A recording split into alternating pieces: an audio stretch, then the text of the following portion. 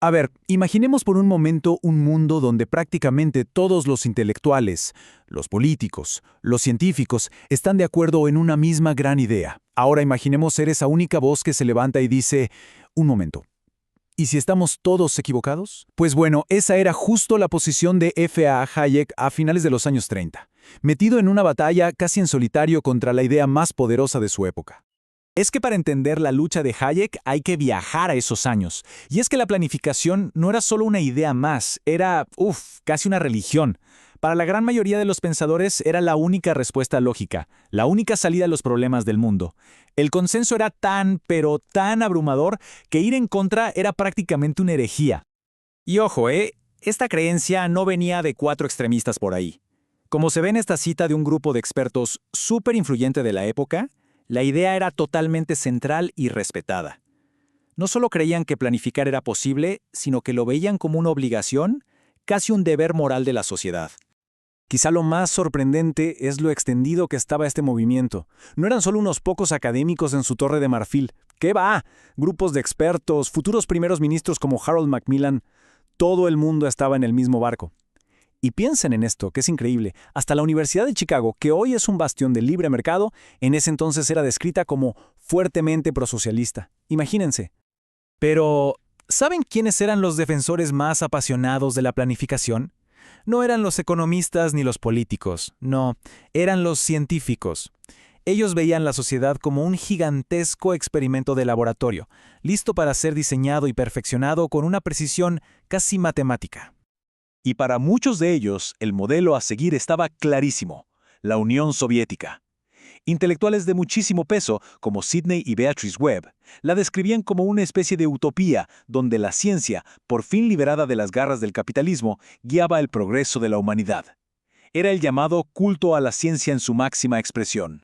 Y los líderes de este movimiento eran verdaderos gigantes de la ciencia, nombres como J. D. Bernal, J. B. S. Halden, Lancelot Hogben. Y no es que solo promovieran la planificación, no, despreciaban pero abiertamente las ideas de Hayek, las tachaban de cosa del pasado, de pseudociencia. La idea de fondo era esta. El capitalismo, decían, le pone cadenas a la ciencia.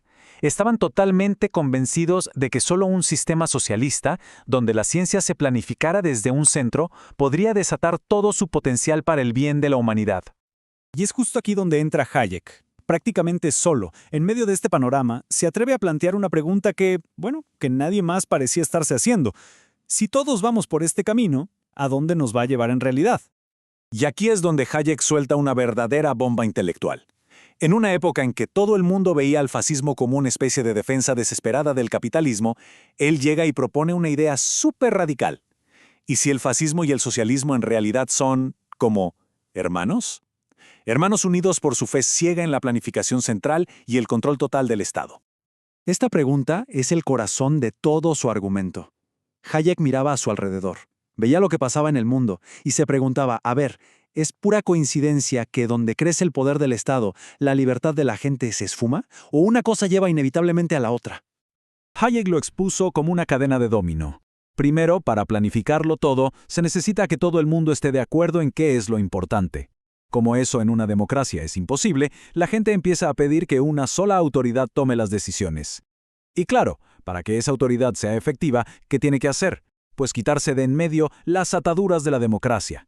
El resultado, adiós libertad.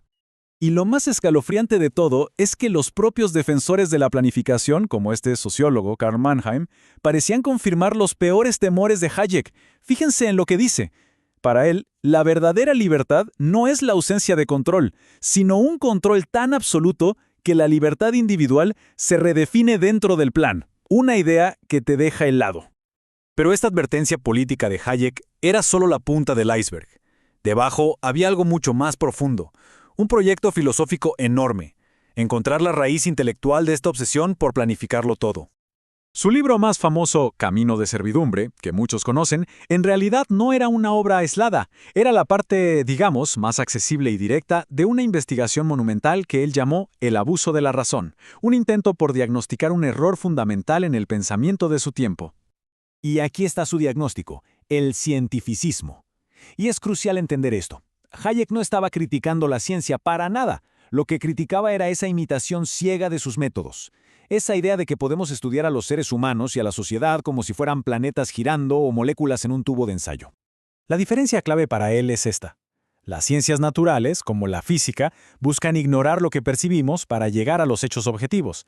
Pero la ciencia social, decía Hayek, tiene que hacer todo lo contrario. Debe empezar por lo que la gente piensa y cree, porque esas creencias y opiniones, esos son los verdaderos hechos que mueven el mundo social. Y a partir de ahí, Hayek identificó 3 errores garrafales. El objetivismo, que es innovar que todo se basa en lo que creemos. El colectivismo, que es tratar a la sociedad o a la economía como si fueran cosas que se pueden tocar, en lugar de redes de personas. Y por último, el historicismo, esa peligrosa idea de que se puede predecir el futuro de la historia con leyes científicas.